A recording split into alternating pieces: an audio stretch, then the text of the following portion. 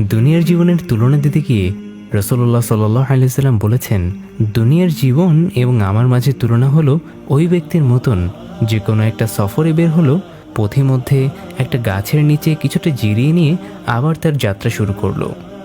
একজন ব্যক্তি তার জীবনের সুদীর্ঘ সফরে কতই না লম্বা পথ পাড়ি দেয়, সেই সুদীর্ঘ পথটুকুকে রাসূলুল্লাহ সাল্লাল্লাহু আলাইহি ওয়াসাল্লাম তুলনা করেছেন আখিরাতের সাথে। আর মাঝখানে যে অতি সামান্য সময় তিনি জিরিয়ে নেন, সেই পথটুকুকে রাসূলুল্লাহ সাল্লাল্লাহু আলাইহি ওয়াসাল্লাম তুলনা করেছেন দুনিয়ার জীবনের সাথে।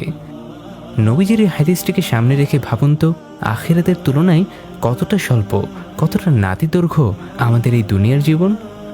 তবে এই অতি স্বল্প এবং নাতিদৈর্ঘ্য জীবন থেকেই আমাদের গুছিয়ে নিতে হবে আখিরাতের পাথেও। সেখানে আমাদের ভালো থাকা না থাকা, আমাদের চূড়ান্ত গন্তব্য সমস্ত কিছুই নির্ভর করে আছে দুনিয়ার এই ক্ষণিক সময়টুকু আমরা কিভাবে কাটাচ্ছি তার উপরেই।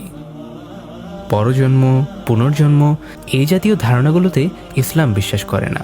আমরা বিশ্বাস করি আমাদের জন্য দুনিয়ার জীবন কেবল একটাই। দুনিয়ার জীবনের পাঠ চুকালে আমাদের সামনে খুলে যাবে আখিরাতের অনন্ত দিগন্ত।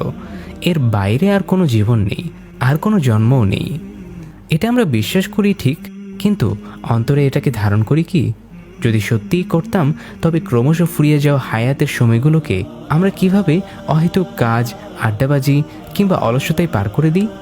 কিভাবে আমাদের দৈনন্দিন সময়গুলো যেনতেনভাবে কাটিয়ে দিই, যেখানে আখিরাতের পাথেও গোছানোর জন্য আমাদের কোনো তাড়া নেই, নেই কোনো ভাবান্তর। সেকেন্ড, মিনিট, ঘন্টা, দিন, সপ্তাহ, মাস আর বছরের ক্রমশ ক্ষয়িষ্ণুতা আমাদের কাছাকাছি নিয়ে আসছে চূড়ান্ত পরিণতি মৃত্যুর দিকে। কিন্তু আমরা কি নিদারুণভাবে সেই ভাবনা থেকে বিস্মৃত হয়ে আছি যেন। একটা গোছানো জীবন পার করবার কোনো তাড়া যেন নেই আমাদের। হায়াতের সময়গুলোকে সুন্দর এবং সুশৃঙ্খলভাবে জীবনযাপন করার মাধ্যমে আখিরাতের পাথে অর্জনের কাজে আমাদের কি নিদারুণ অবহেলা।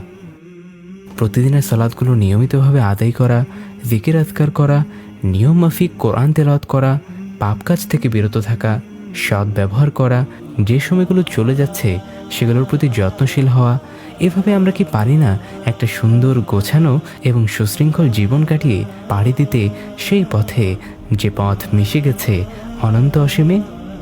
দৈনন্দিন সময়গুলো কোথায় কোথায় খরচ করা হবে তার যদি একটি সুন্দর পরিকল্পনা থাকে, তাহলে গোছানো জীবন কাটানো অনেক সহজ হয়ে যায়।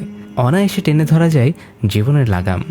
আপনার প্রতিদিনের কাজের পরিকল্পনা নিয়ে তৈরি করুন একটা ডে প্ল্যানার এবং হায়াতের সময়গুলোকে অর্থবহ করে তুলুন।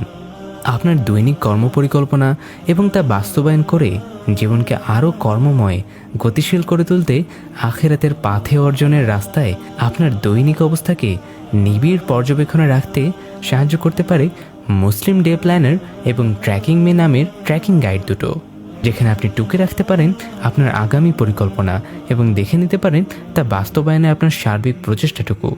মুসলিম ডে প্ল্যানার এবং ট্র্যাকিং মি গাইড দুটো দেশের যে কোনো প্রান্ত থেকে কিনতে ভিজিট করুন jazeera.com-এ।